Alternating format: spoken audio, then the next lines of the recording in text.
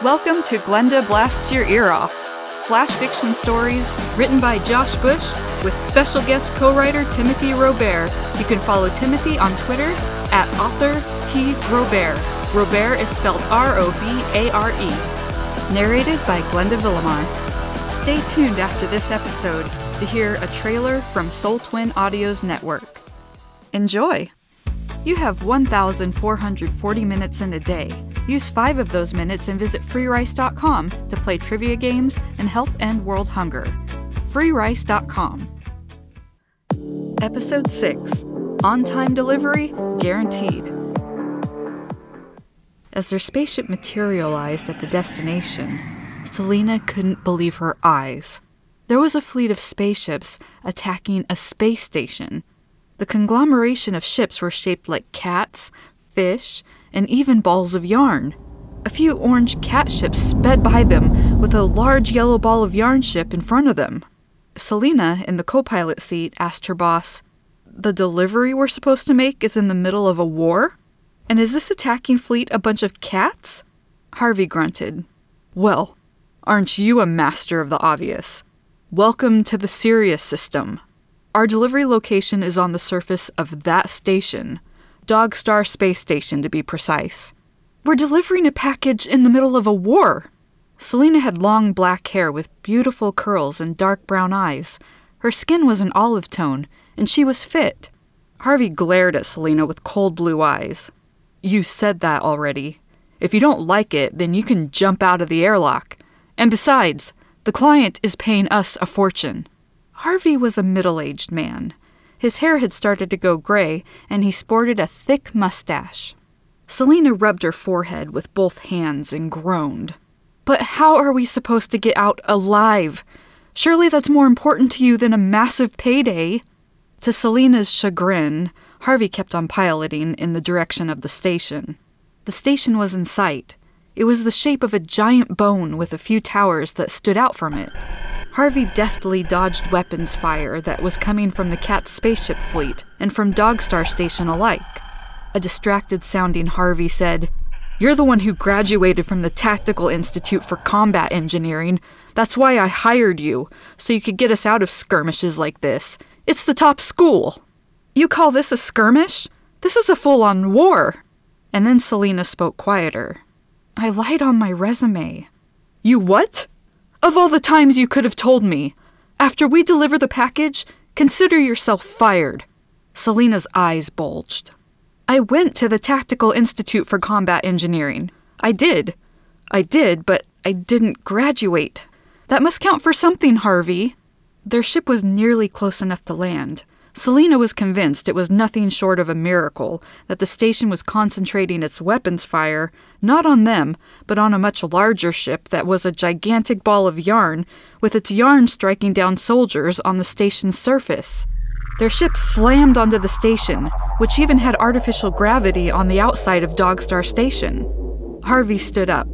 "I suppose some attendance at the Institute was better than none. So, you still have a job. Now let's go deliver that package." Selena ambled after Harvey, thinking how this was all a huge mistake and about how awful Harvey was to her all the time. They suited up into their light gray spacesuits. They hooked in their oxygen and pressed a button on their wrist. The button caused a laser to go over each of their faces and apply a tight white mask. Harvey glowered at her. "All right, liar, you'll be the one towing the package." Wordlessly, Selena hooked on the cable to the back of her suit. Luckily, she won't feel the weight of the white metal box that she's now attached to, as the box was fastened to a lightweight cart with all-terrain wheels. The surface of the station was a slightly bouncy red clay with intermittent grass.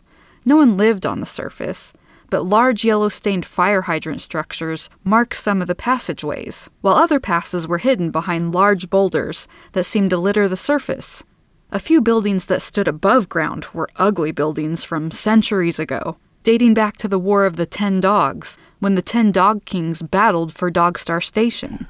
As they exited the ship, cat soldiers in their slim-fitting space armor exchanged laser fire with the dogs. The dog soldiers varied in their size. Some were large Danes and Malamutes, others were tiny Shih Tzus and Chihuahuas. The dogs all bore the red and gold armor of the Dog Federation. The cats were much more tribal and had many different colored suits based on the tribes they were from. In the distance, Selena saw a large yellow ball roll over some of the unfortunate dog soldiers. The dogs fired back with large mortar rounds that blew apart the giant yarn ball. Selena looked at the map on her readout, and she saw that they had to travel almost a mile through the war zone. "Harvey, why didn't you land closer to where we're supposed to deliver the package?" "Because I make mistakes, like when I hired you." Selena didn't respond. What would be the point?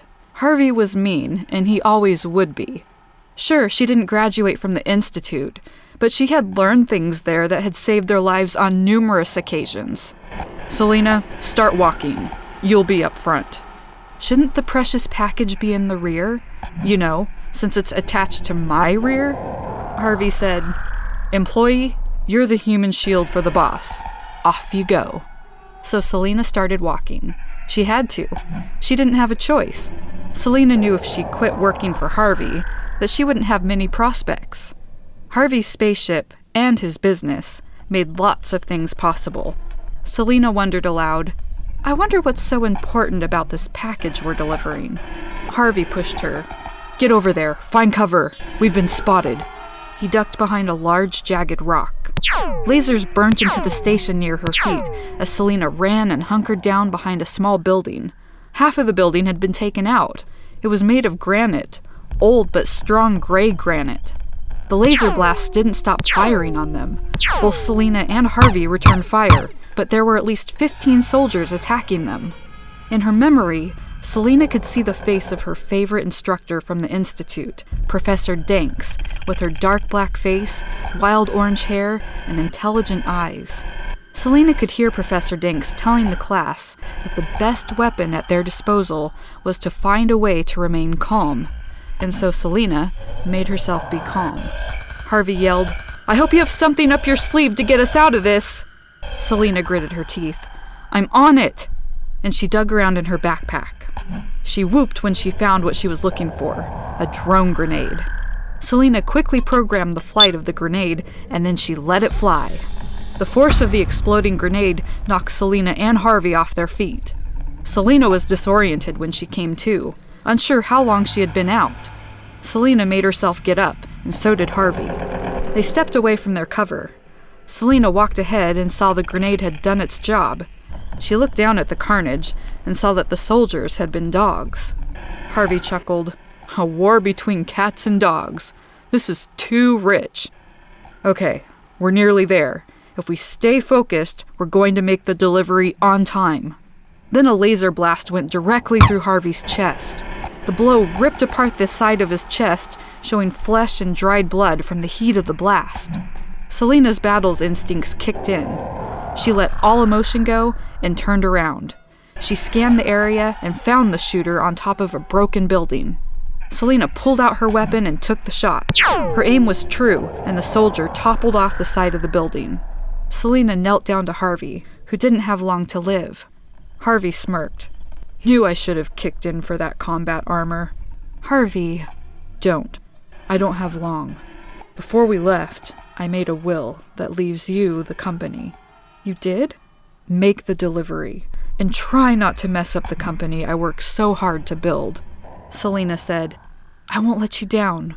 But Harvey never heard her, because he was already dead. Harvey wasn't the first person she'd seen die. Harvey hadn't been particularly kind to her, but he had been someone she shared the last year with. And if he gave her his company, then he must have felt a kinship with her that he never ever showed. Selena had a promise to keep to Harvey. She had to deliver the package.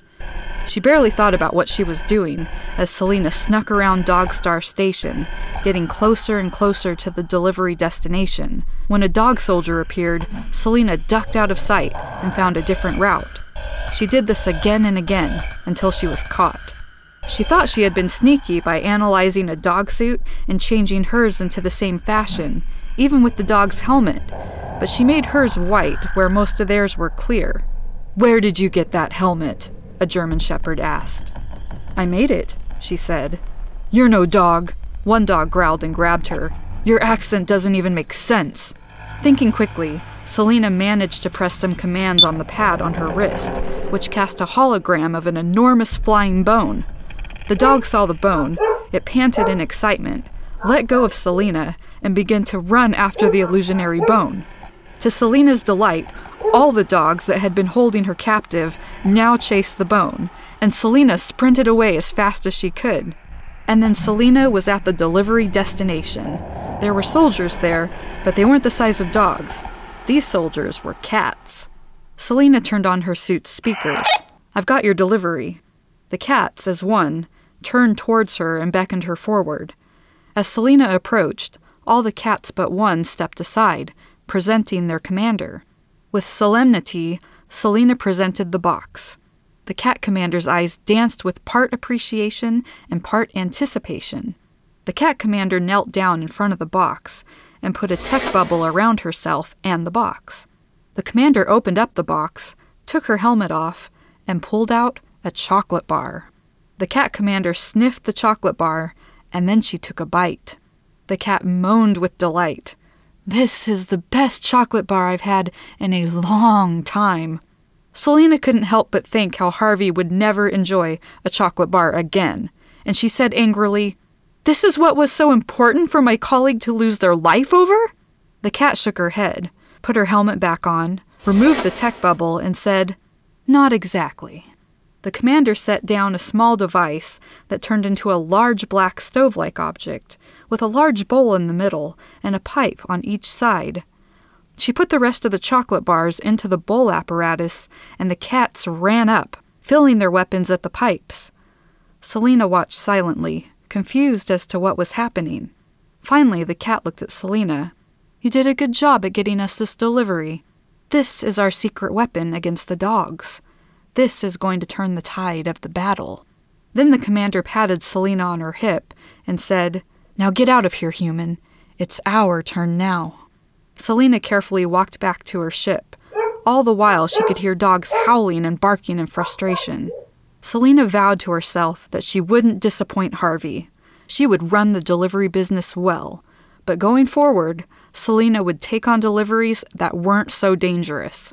Selina was going to have to find a partner. She'd treat them much better than Harvey treated her, but in the meantime, perhaps Selina would get a pet for companionship. A nice cat should do the trick. The end. Thank you for listening to today's episode. We look forward to bringing you the next episode in Glenda Blasts Your Ear Off. As their spaceship materialized.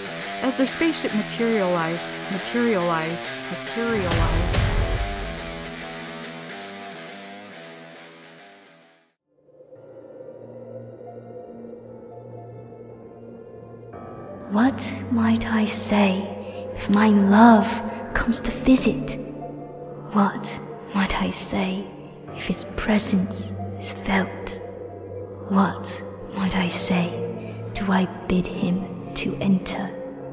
Soul housed again, within flesh he once dwelt. They want to get to them. But for what? For the love of all the evil that in those dreadful days the pair put into them, and to ply them with that evil still, to keep up the work of demons, is what brings the others back. Soul Twin Audios presents Patchwork Classics, bringing you adaptations from the public domain. The Turn of the Screw by Henry James, adapted by Rachel Pulliam.